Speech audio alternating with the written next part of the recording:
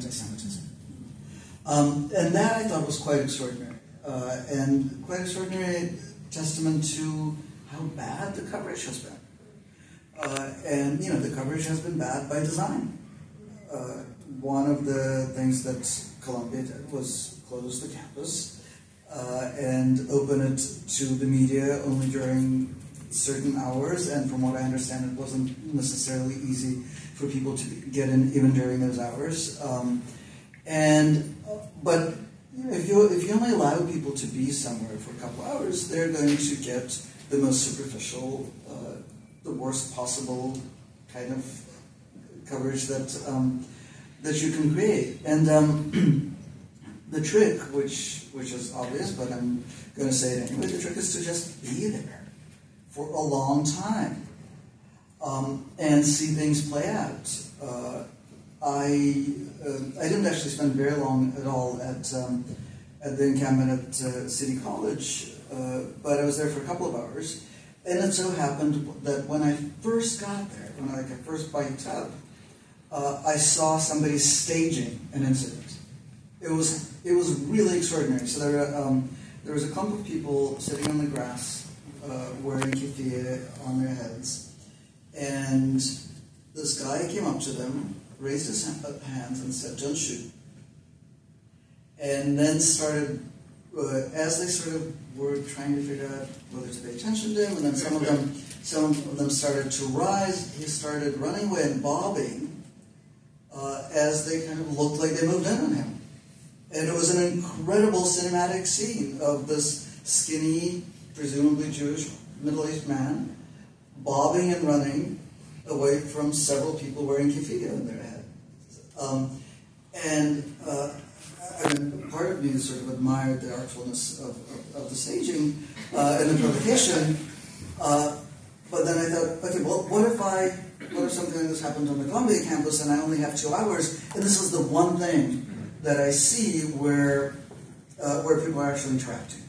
Like, this is an entirely plausible scenario, and that's how you get such terrible coverage. And the other thing I want to say about that is, I was talking to a close friend who is on the Columbia faculty, who's really despondent and who said, we're all playing assigned roles, and it has really had this Truman Show quality to it, right? But that is also something that we have the capacity to pierce. We can zoom out. We can take in the bigger picture. We can write a story about protests that frames them as part of an attack on higher education. And I thought there was this really terrible New York Times piece on anti-Semitism on campus by Catherine Rosen that described different Jewish students in different campuses saying how they felt uncomfortable. And it used a whole bunch of verbs. I remember rattled was one synonym. Like, this person feels unsafe, this person feels rattled, this person feels discomfited. As though you can actually write, or you should write a story about people feeling a certain way that can be expressed in one sentence. Right? And as though that's a story. I can imagine why these young people feel rattled and discomfited and sometimes unsafe, because what's happening in their minds and what's happening in their immediate environment is incredibly unsettling. Right? They see other Jewish students who, and there was a terrific Jewish Currents podcast with 3 Columbia students. One of them described their trajectory of getting to college and learning about the occupation and changing their minds and having rupture with their family. Those would be things that would make me feel rattled. And you can't frame that rattle in terms of anti-Semitism necessarily. And you can write a deep and deeply felt story about what it's like to be a young Jewish person in America, sort of during a vast political generational divide opening up on the subject of Israel-Palestine. And that's the kind of stories that we're not seeing because nobody's really zooming out. Andrea, you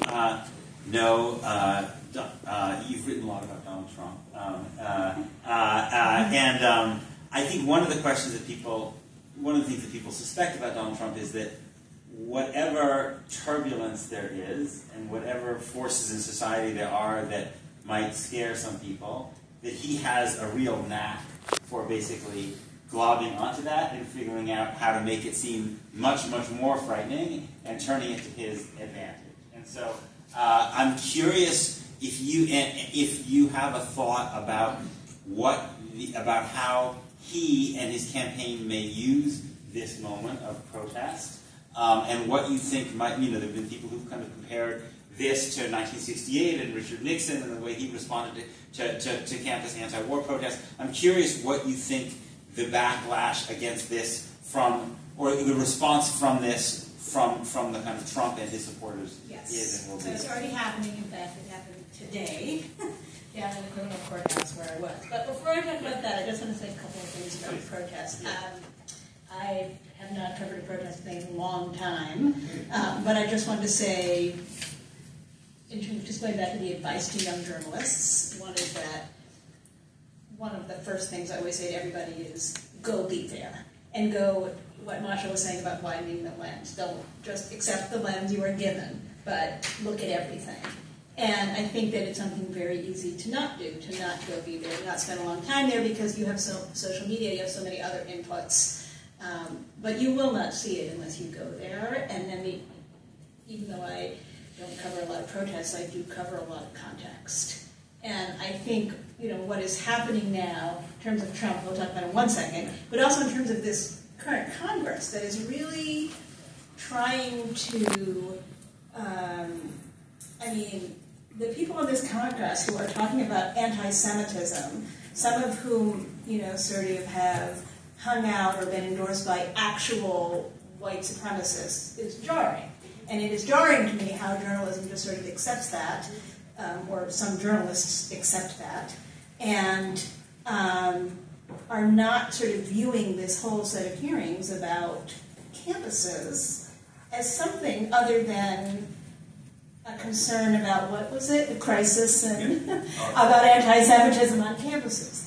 I mean, this Congress has pretty systematically, gone after researchers, has gone after civil society institutions that are trying to kind of uphold democratic ideals. And so one of the things I would say to young journalists is look at the whole context. And definitely what he said about outside agitators, I was like, really, that again? I can't believe how many experienced journalists fell for that. So, try to take a step back and sort of really contextualize all of these things. As for Donald Trump, absolutely. If there's trouble, he will, make those divisions worse because he feeds on an idea that, I just think from the very beginning, like he isn't fomenting or encouraging division that he himself has created, January 6th being an example. He will look for it there. He's saying very little. One of the interesting things that came up in the courtroom is one of the prosecutors was like, some of you may have heard that Trump was held in contempt for the 10th time today, and actually threatened in a way that I believe could actually happen with jail. The judge said, I've thought about the disruption this would cause to the case and the court officers and to the Secret Service. Don't make me do it. I will if I have to. He actually said something, I will. But one of the things that prosecutors said in arguing for the contempt motion is Trump doesn't just, he has this, huge media availabilities at these courthouse scenes and, people who are kind of standing there. And one of the things that they said was he doesn't just say anything, he doesn't respond to questions, he picks what he's saying. So today he spoke about, a few things, how unconstitutional this case was against him, how terrible it is, a gag order, and look what's happened at the Columbia. The students have ruined the commencement by protesting. So he keeps in front of people what he wants to keep in front of people, and one of the things that's very important is to not simply repeat that. And I think it's a lesson that we need to continually relearn. So, message to young journalists, don't repeat what Donald Trump says. In fact, if you say if you just quote him without context, you may be, and good chance you will be, just, sort of propagating something that is not truthful and that is potentially harmful. To stick with Trump, Leslie, I'm curious whether you think now that we face a sequel of the Trump presidency, whether you think that the kind of American media, mainstream American media, is doing a better job of covering his campaign than they were back in 2016. Have things been learned, or are we basically in some terrible kind of Groundhog Day situation where basically everything that was being done back then is happening again? I think Groundhog Day would almost be better because we're screwing it up in new and different. We're like exceeding expectations and our ability to not handle it correctly. Right? And I'll be clear, I don't think that's not everyone, and there are always, I can sit here and name examples of journalists who I think are doing a good job, or places that are working hard, right? I think it's very hard but I also want to be clear about that, right? Because I think sometimes when we're in industry spaces, people say, well, you make a criticism of the media, and then people think one exception to that rule, they dismiss the entire critique. No, well, my favorite journalist didn't do that, right? Or I think sometimes we use that to elude collective accountability, what is actually true of us as a collective. And when we look at what, I think it's very hard, Ben Smith interviewed Joe Kahn yesterday at the Times, and one of the questions he asked was, would a reader, if an alien came down and read the New York Times, would they believe that Joe Biden was capable of being the president, right? And I think about that question in the opposite, right? What would our understanding be of what the stakes of Trump's re-election might be in terms of reading the coverage? And what I will say is I do think what is hard is that, I think sometimes, especially with our institutions, places like the Times or elsewhere, right, where a big part of their institutional response to this is that you need to grade them in full context. So of course we also have a story about this, or there's another story that leads into this, right? But what we also know is that in the way our media environment works today, a single line of coverage, a single set of questions can be the thing that then gets elevated and spread further, either via cable news or talk radio or X, Y, and Z. So it doesn't actually matter that you also have a story that provides it's that in the totality of your coverage and the placement of it, in what you see, in how a narrative is being built, what is the impression we're giving our readers, and what are we informing our readers with? I think, again, we have a separate of the 10,000-foot future of liberal multiracial democracy questions, right? We have a presidential candidate who has vowed to renew an attack on the Affordable Care Act and take health care away from millions of people. I don't believe I read a piece explaining to me and introducing me to the people who will lose their health care if he succeeds in that. We have a candidate who would bring back the death penalty. I don't know that I've read any interviews with the people who are sitting on federal death row and are the next people to die if this person is elected. I don't know that I've read very many interviews with the immigrants, not just those who may have come here without documentation, but those who received refugee status or asylum status, who are facing the election of a president who has vowed to try to get rid of any number of people who came here legally. Right? That there are actual stakes to what is happening, and that the way we cover that is not necessarily just by Donald Trump, an aspiring fascist. It's by telling the stories of what the stakes are, actual substantive. What are the differences between these candidates on issues of policy and of reality, right? And we can do that in a deep journalistic way. And again, it's not the argument is not that no one is doing it, but it's that it's the exception, not the rule. Right, it's downstream of criticisms that many people have had of our market-driven press for a very long time. We're obsessed with political ups and downs. We don't pay attention to policy. We don't actually have any expertise on any things we're writing about. We don't focus on real people. I think Donald Trump is, in so many ways, a mirror of our entire society of the reality of who we are and what we are, or at least what we can be. And I think that he holds that mirror up to us as well. And I think time and time again, what is reflected back to us in that mirror is not particularly appealing. Because time and time again, we get tricked into the same thoughtless behavior over and over and over. You know, I feel like one of the things that I hear sometimes in this kind of is this despairing claim that even if journalists did exactly what Wesley's talking about, it wouldn't really make very much of a difference because basically, you know, the people who would be reading those stories are the ones who already recognize the Donald Trump problem, and you won't be able to reach the people who, you know, whatever, who are in their particular ecosystem. Basically, it just filters all that stuff out, and they're in a completely different kind of world of reality, or what they think is reality when it comes to Donald Trump and things, Joe Biden and everything else. And so I'm curious how you think journalists should respond to this problem that I think some people are just fear that even if journalism even if people do a much better job, ultimately it won't really matter in terms of reaching the people who are powering this authoritarian movement. Yeah.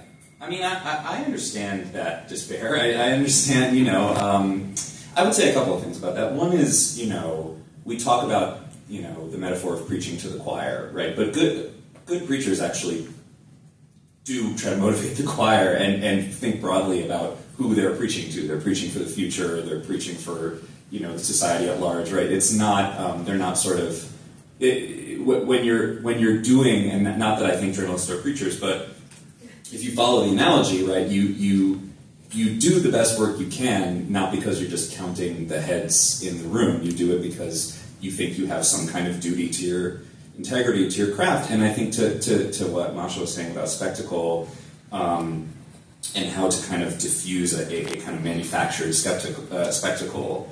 I mean, when I was doing a book about the hucksters and liars and whatever, that basically the name of this panel, they were very forthright with me about how they create their spectacle. They were very, you know, clinical about working backward from what would go viral on which platform and why they were so intent on going viral on a particular platform. It wasn't just I need to make a living. It was I want to, you know, if I have a link on the top of the Drudge Report, it'll get mentioned on, you know, this cable news show, and then it'll end up in the bloodstream of this other cable news show. I think one thing that often gets missed about